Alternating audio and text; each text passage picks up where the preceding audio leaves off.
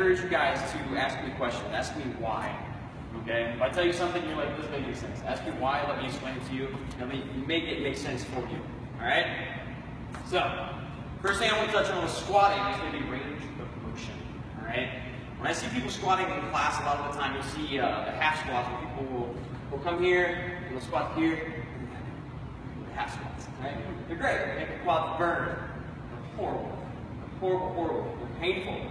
They're tough, right? If you increase your range of motion, we're going to increase muscle activation, which is always a good thing. More muscle activation means you're burning more calories.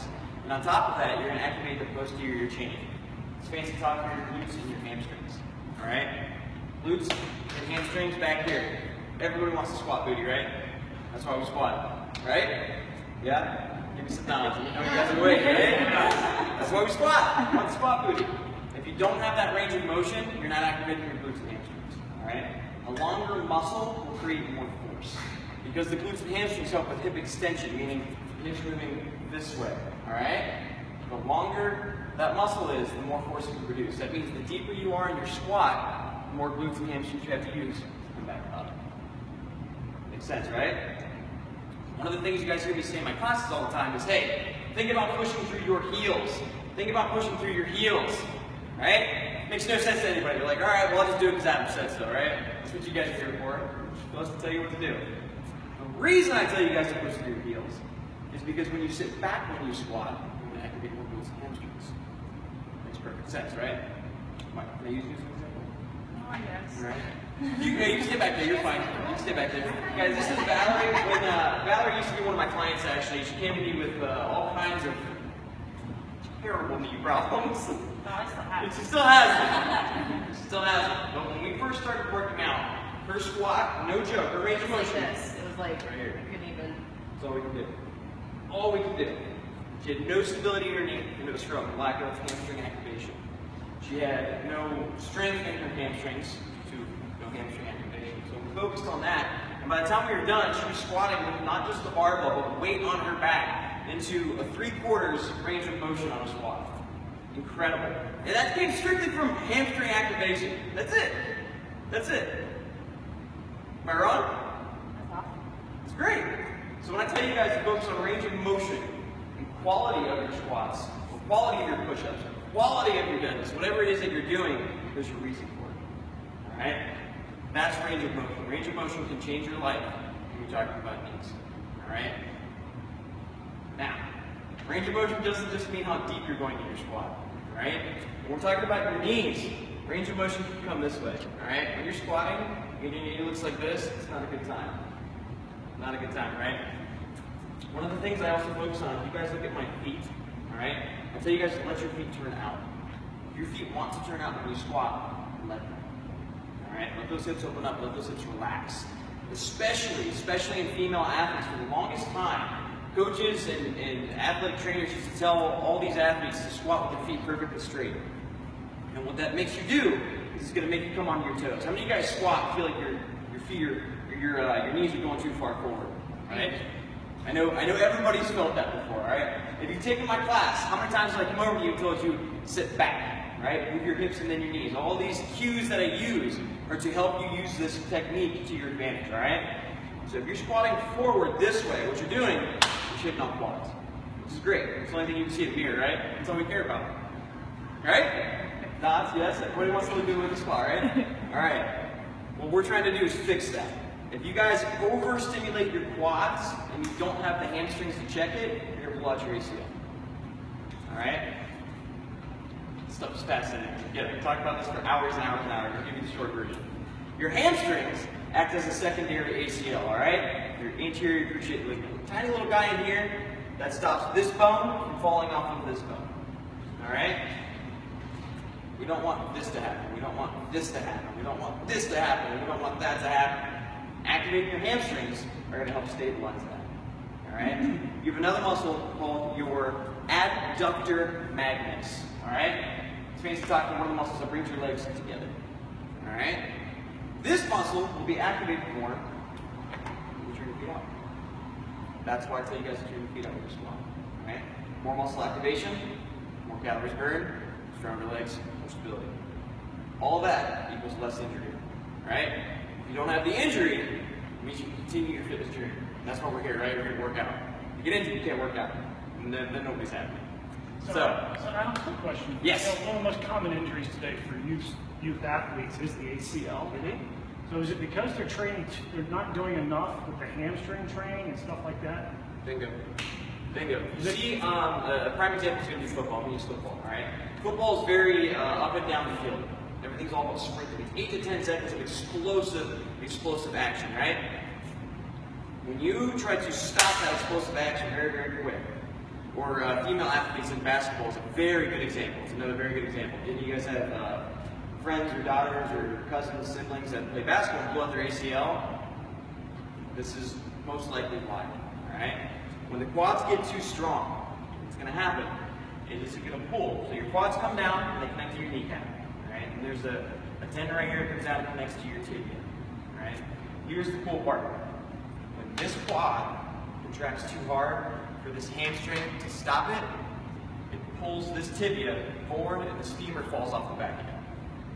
Your ACL is supposed to stop that from happening, all right? When your hamstrings aren't strong enough to stop it, your ACL is the only thing stopping it, and it can't. That's why it blows out, all right? When you get these short, choppy motions, when you have football runners come here and they plant, all that stopping is going to your quad. Contracting, boom, blows out the ACL, all right? All the linear motion without the hamstring motion, all right? Luke, I can't use Luke's again. Luke was one of my clients as well. Dave's son, a big soccer player, incredible soccer player, very explosive athlete.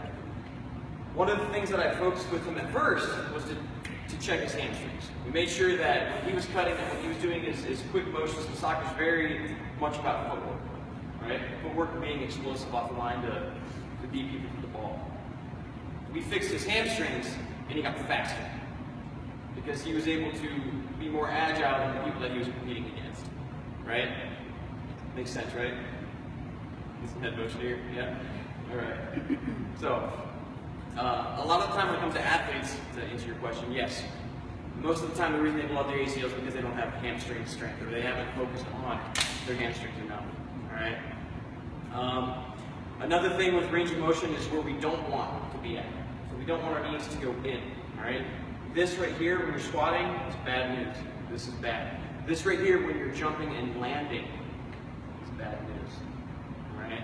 If you guys have ever taken my boxing or kickboxing classes, I have people do a lot of dynamic exercises. We'll do jumping, we'll do different kinds of lunges, yada, yada, yada. It's very important when you're squatting and when you're jumping and when you're lunging, not let your knees roll in. So if I do a squat, and you see my knees come here, it doesn't look comfortable, right? You will not believe how many people do this without thinking about it and not realizing that they're doing it, all right? The reason that that knee rolls in, here's the fun part, all right? Here's where the science comes in, the anatomy, the kinesiology. The reason that happens is because your quads, all right? Your femur right here, it doesn't go straight down like this. It doesn't track right here. Here's your hips, here's where it starts, it comes in. All right, so when your quads contract, if you watch my leg, I squeeze. See how my knee wants to turn in? When I squeeze my quads, my knee wants to rotate in. And it's because your quads contracting, tighten up. The femur wants to roll, all right? So when you're squatting, your knees roll in because you're focusing solely on your quads, all right? So one of the ways we can activate our hamstrings is to push your knees out. I don't mean throw them out here, be on the sides of your feet, right? But when we squat down, our power zone is directly over our feet, okay? So if you're squatting and you're coming in, think about pushing your knees out, and it's going to keep your power zone straight down into your feet, all right? Focusing on staying on our heels. You don't really want to be on your heels here, right? But also use the cue, you should be able to pull your toes up and away from it, all right? Your power should be straight down the middle of your foot, right here. So if you're thinking about sitting back, moving your butt back, right? Thinking about being on those heels. And you think about not letting your knees roll in, the squat becomes very smooth and very strong. Makes sense, right? Is there any questions about squatting right now? Anything? I love questions. Who give a question?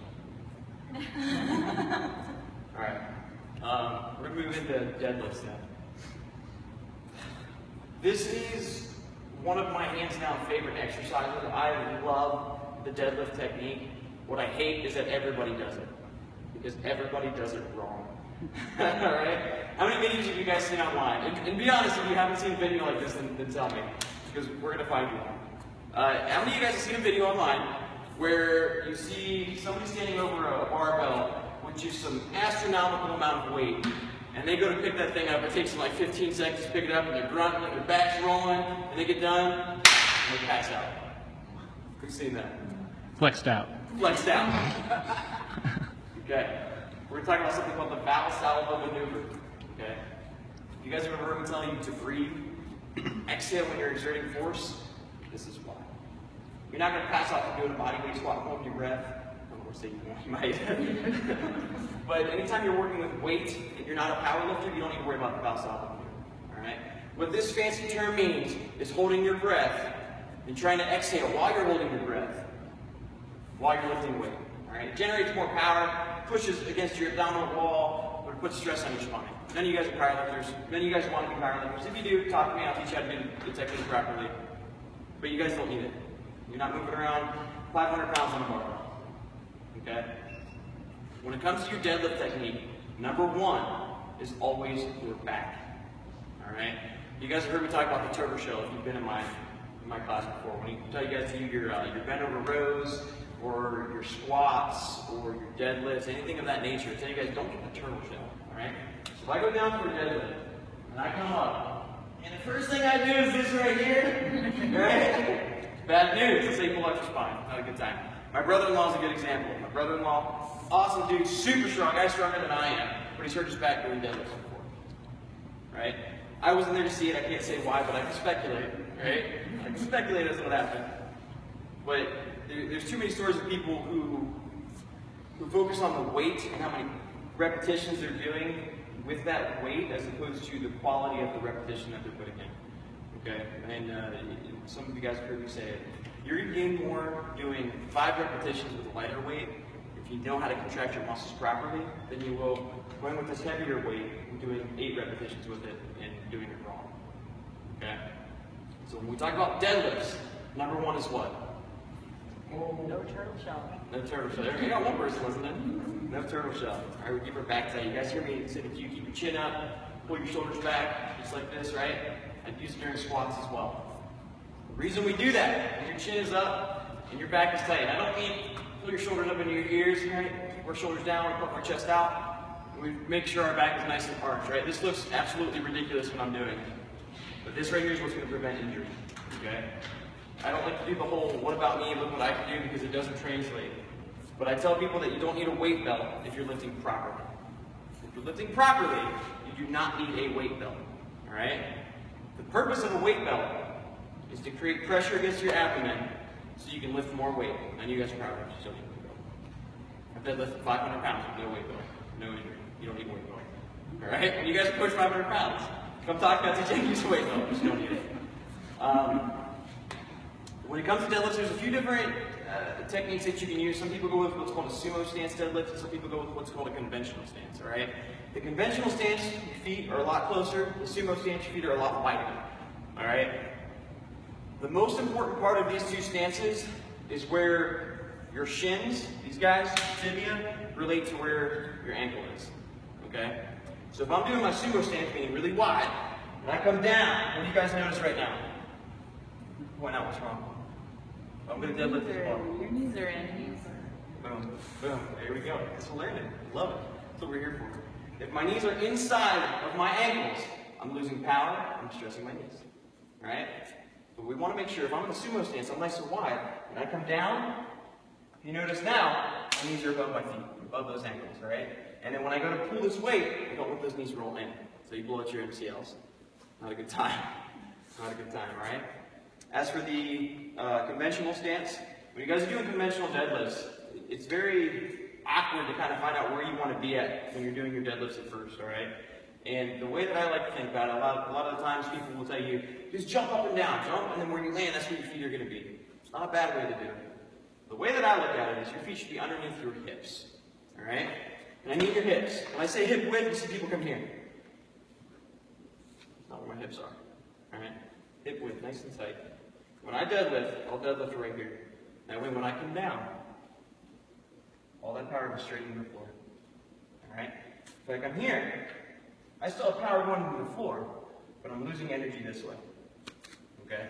Anytime you're moving a bar, you want to make sure that that bar and everything is lined up. Whether it's a bench press, whether it's a squat, same thing with your knees and your ankles when you're squatting, or whether it's a deadlift, any type of bar movement, you have to make sure everything lines up. Alright? When you deadlift conventional, what you're trying to do essentially, or what people try to do, which is incorrect, is they think about moving the bar. Number one, okay, I have to get this bar from here to here. And that's not focusing on the technique, that's focusing on the weight. I mean, how many times have you heard me say that? Like 100, right? Focus on the bar, or focus on the technique, let me worry about the weight. Alright? Same thing when you guys are in class. If you focus on the technique, the jumps and weight will come. Jumps and weight will come. If you focus on the technique, you're going to avoid injury. Okay? And when you're focusing on the technique, the things you need to focus on, go from the top down, just keeping your chin up, okay? Keeping your back tight. Make sure you lean back when you're lifting. Come back, make sure you throw your hips forward for a deadlift. All that, all right, we'll break it down here in a second. If you focus on all that, you will not get injured when you're deadlifting, okay? People get injured when they deadlift, when they hit that sticking point, and then all of a sudden, they go from thinking about technique to moving that bar. I gotta get this bar up. I gotta get this bar up. And then they get the turtle shell. Then they get their shoulders rolling forward. Then they come onto their toes. And that's when you get injured. Okay? So the way that we remember these things that we have to do for squats and for deadlifts is we have to have a routine. So when you guys are in your fitness classes and Theo says, hey, time for squats, guys, throw that bar on your back. Or when Jerry says, hey, guys, time for bent over rows. We have to have a routine that we go through. And it doesn't have to take 45 seconds to run through this routine. As soon as you get your routine down, it'll bam, bam, bam. All right? This is why I use the cues that I use in my class. And Theo has his own cues, and Jerry has his own cues. All right? When you guys are in my class, and I tell you, all right, guys, it's time for deadlifts. I tell you, keep the bar close to your shin. Pull your shoulders down and back until you think about rolling them into your hips. Keep your chin up. Drive through your heels. Makes sense, right? So, really, really fast. You can go, it's tight, chin's up, shoulders are back, heels. Boom. It's that simple. Okay? So, when we're deadlifting, what is number one? No turtle shell. No turtle shell. There we go. Get a couple more responses, all right? Give me another one. What's another thing we focus on when we're deadlifting? Hip width. Beautiful. What do we focus on with our knees? No bowling. Outside the knees, yes, there we go. What do we do with our chin? Chin up. Chin up, there we go. All right, when we're squatting, if we go halfway, are we using more or less hamstrings? Less. All right, if we go all the way down, are we using more or less glutes? More. More, there we go. Why? Range of motion, yes. What does a longer muscle do? More powerful. There we go. Man, I was listening. I know. Longer muscles create more force, so therefore if we make the muscle longer, we're going to use it more. We're going to make the nerves fire more, the muscle fibers are going to get activated more. That's what we want. Alright? So in a nutshell, all this talking in a nutshell, what we're going to focus on when we squat. Alright? Chin up, back tight, range of motion. You will do less squats this way, I promise you. It's going to take you longer to do your squat because you're going further, and it's going to be harder. So you will do less squats, but it's going to be better for you in the long run. Okay? So chin up, shoulders are back, back is tight. Range of motion. Knees are not on the inside of our feet. And we drive through the middle of our foot to our heel. Make sure you wiggle those toes. Alright? When it comes to deadlift, focus on the power going through the middle of our foot again. We make sure our knees do not roll in. We keep our back nice and tight. The shoulders are down and back. Roll back. Keep your chin up. Very similar techniques when you look at them this way, right? Very similar things to focus on, but different techniques. We all warm and fuzzy? Oh, yeah. All right, are there any questions? No, Adam, stop talking. Awesome. If you guys have any questions later on, start pupil I know, today. I was listening. Love She it. said, she said, She was listening.